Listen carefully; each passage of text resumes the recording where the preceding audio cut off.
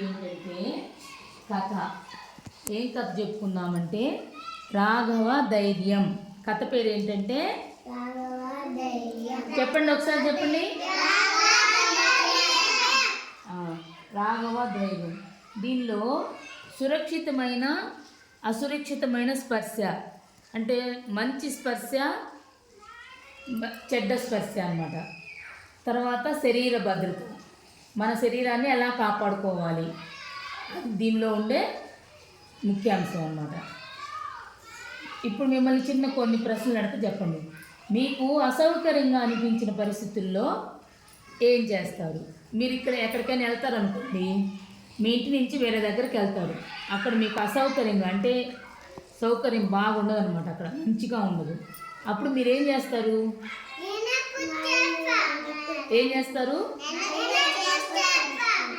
వెనక్కి వచ్చేస్తారు. ఇక్కడ బాగాలేదు అని చెప్పనేసి వచ్చేస్తారు. తర్వాత మీకు భద్రతనిచ్చే పెద్దవాళ్ళు ఎవరు? మిమ్మల్ని జాగ్రత్తగా, భద్రత అంటే జాగ్రత్తగా చూసుకునే వాళ్ళు ఎవరు? వెరీ గుడ్ కదా. మీరు ఏ విషయమైనా ఎవరికి చెప్పాలి? అమ్మా నాన్నకి చెప్పాలి. ఓకే, ఇప్పుడు కథ చెప్పుకుందాం. ఒకప్పుడు ఒక అందమైన ఇంట్లో రాఘవ అనే అబ్బాయి ఉన్నాడు అనమాట. ఒక ఇంట్లో ఒక అబ్బాయి ఉన్నాడు. ఆ అబ్బాయికి కార్లతో, బిల్డింగ్ బ్లాక్స్తో ఆడుకోవడం అంటే చాలా ఇష్టం. మీకు ఇష్టమా కాదా? ఇష్టమేనా? ఆడుకుంటారు కదా. అట్లాగే వాళ్ళ అమ్మా నాన్న రాఘవని ఎల్లప్పుడూ శరీరాన్ని శుభ్రంగా ఉంచుకోవాలని చెప్పేవాళ్ళు. శుభ్రంగా ఉంచుకోవడం అంటే ఏం చేయాలి? శరీరాన్ని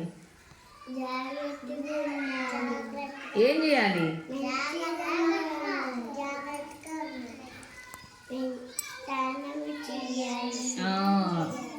మట్టిలో కలబెట్టినప్పుడు చేతులు కడుక్కోవడం, అలా జాగ్రత్తగా శరీరాన్ని కాపాడుకోవాలి. తర్వాత మన ఇంట్లో వాళ్ళు ఎవరైనా సరే మనల్ని కౌగిలించుకుంటారు కదా, హ్యాపీగా ఉంటుంది. ఇప్పుడు మనల్ని పిలిచి నువ్వేదైనా ఒక మంచి పని చేసావనుకో, అప్పుడు ఇట్లా నాన్న అని చెప్పనేసి గట్టిగా దగ్గరికి తీసుకున్నప్పుడు ఏమనిపిస్తుంది? మనకి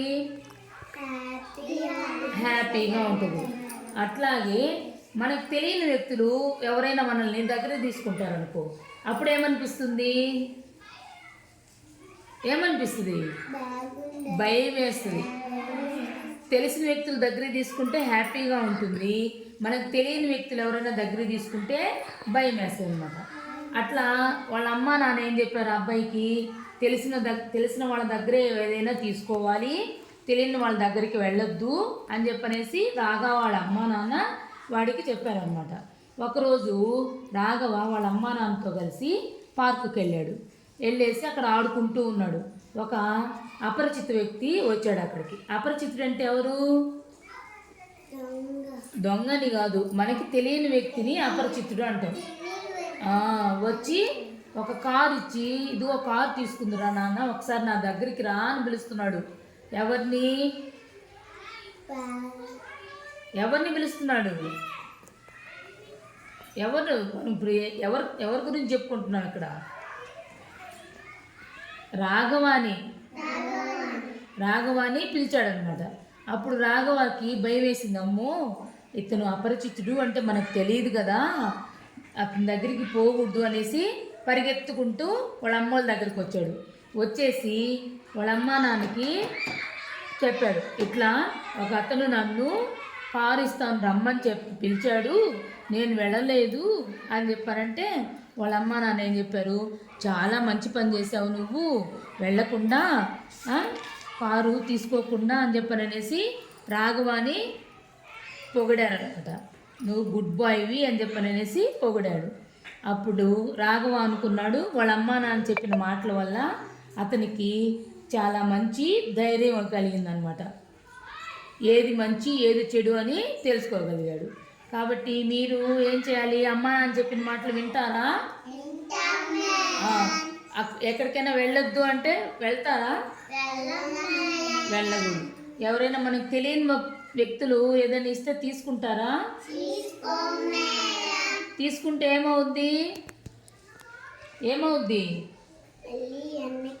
తీసుకెళ్ళిపోతారు వాళ్ళు. మిమ్మల్ని కూడా ఎక్కడికైనా తీసుకెళ్ళిపోతారు. అందుకని ఎవరు ఏమి ఇచ్చినా తీసుకోవద్దు. ఓకేనా? ఓకే. Very good. క్లాప్స్ కొట్టండి మరి.